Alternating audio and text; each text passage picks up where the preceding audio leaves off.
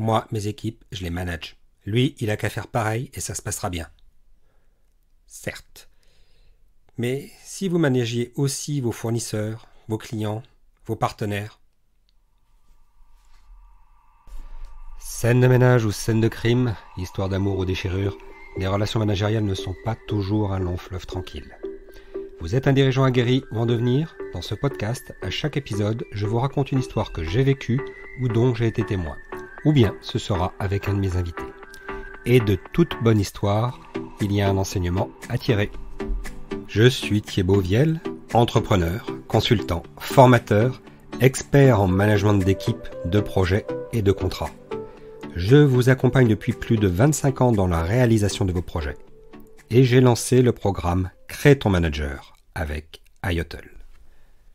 Lorsqu'on est manager, il est beaucoup plus facile et naturel de se sentir concerné au premier chef par ses équipes.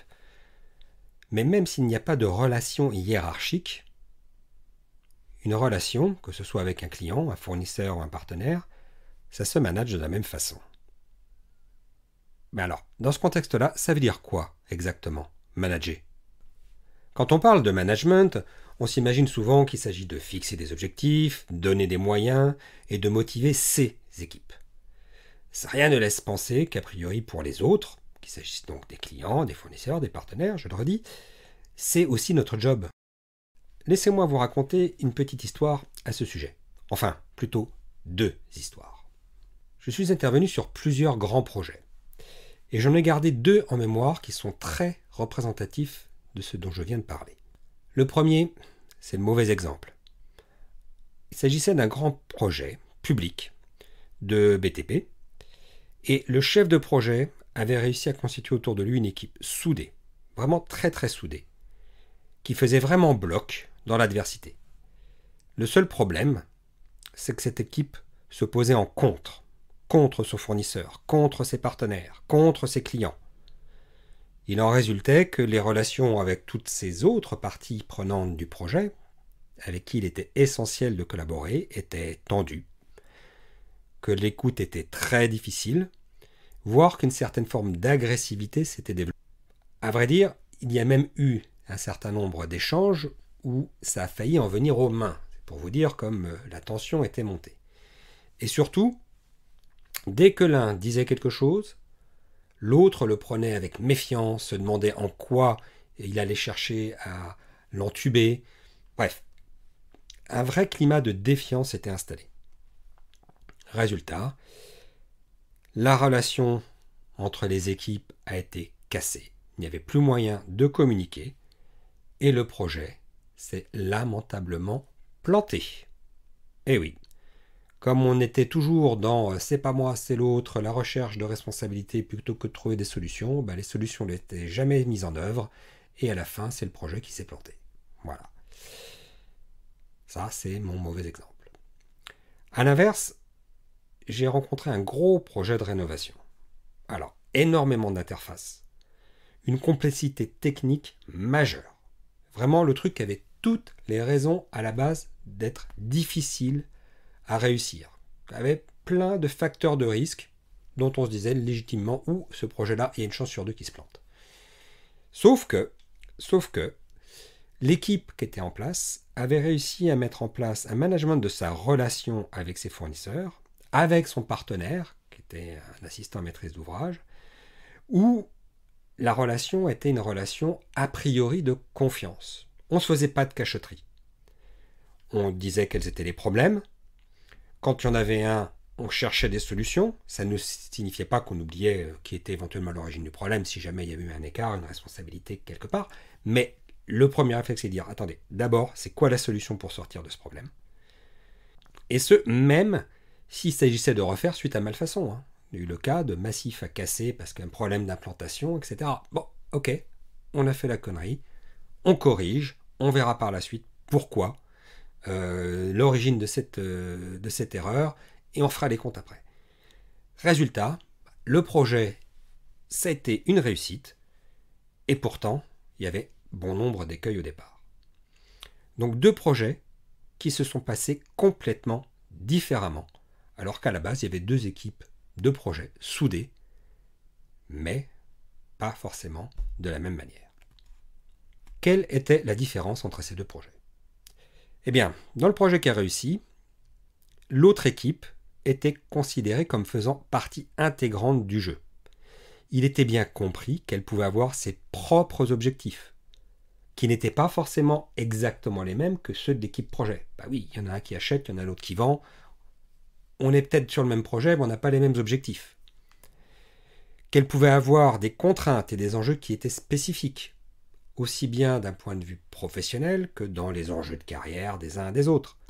Donc, pour prendre en compte ces différences, ce qu'il fallait faire, c'était d'être à l'écoute et essayer au maximum de s'employer à faire converger les objectifs des différentes équipes et des différentes parties prenantes, plutôt que de les opposer. Alors, ça veut dire quoi au juste faire converger les objectifs? Ça veut dire essentiellement prendre en compte le fait que ce n'est pas antinomique, il n'y en a pas un qui est là pour avoir l'autre, dans une relation contractuelle de client à fournisseur, que déjà ça commence dès la négociation commerciale, s'assurer que le contrat va être équilibré et que le client va en avoir pour son argent, mais que le fournisseur va y retrouver son compte et ne va pas avoir été, va pas s'être fait serrer le kiki ou n'a pas été obligé de s'engager sur des trucs impossibles à tenir pour obtenir le contrat. Ça, c'est un truc qui arrive malheureusement souvent dans certains processus d'appel d'offres et c'est préjudiciable pour les deux parce que le fournisseur, il va pas y arriver et puis le client, il va être insatisfait et il n'aura pas ce qu'il veut. Et il le paiera très cher. Voilà, et les deux le paieront très cher d'ailleurs. Mais c'est aussi valable au niveau des équipes. C'est aussi prendre en compte des choses aussi simples que de dire « Ah bah tiens, là on arrive dans la période de congé. C'est vrai qu'on a pris cette période-là normalement, elle rentre dans la période que l'on a contractuellement pour valider des documents.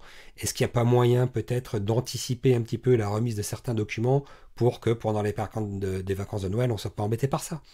C'est des choses très humaines au bout du compte, normales que de dire voilà, prenons en compte aussi les objectifs, alors au niveau des entreprises, mais aussi au niveau des individus, voilà, qui n'ont pas envie de devoir passer leur Noël ou leur jour de l'an à relire des documents techniques parce que le contrat leur a imposé ce délai-là.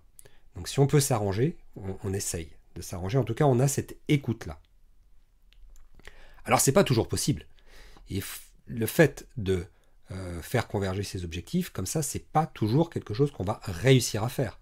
Et ça aussi, il faut l'accepter. Peut-être qu'à un moment donné, on dira, bah là, écoutez, je suis désolé, mais moi, je ne peux pas faire plus que ce que je fais déjà. Je me suis engagé là-dessus au niveau du contrat, je ne peux pas aller au-delà, parce que ça a trop de conséquences pour mes équipes en amont, et ou que financièrement, c'est vraiment pas possible. C'est aussi quelque chose qu'on doit pouvoir entendre.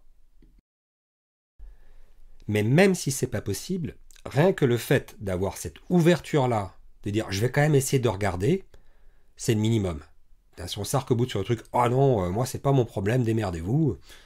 Bon, c'est pas le meilleur moyen de créer une bonne relation. Par contre, si on dit toujours ah bah oui, pas de problème monsieur, je vais le faire, qu'on a un peu ce côté, vous savez, le côté un petit peu obséquieux qu'on voit dans certains films un peu caricaturaux parce que c'est le client ou que c'est le patron, ça donne pas non plus confiance parce qu'on se dit celui-là, il s'engage sur des trucs qu'il maîtrise pas. Donc c'est vraiment une question d'équilibre et de bonne compréhension de à quel niveau ça se joue, quoi.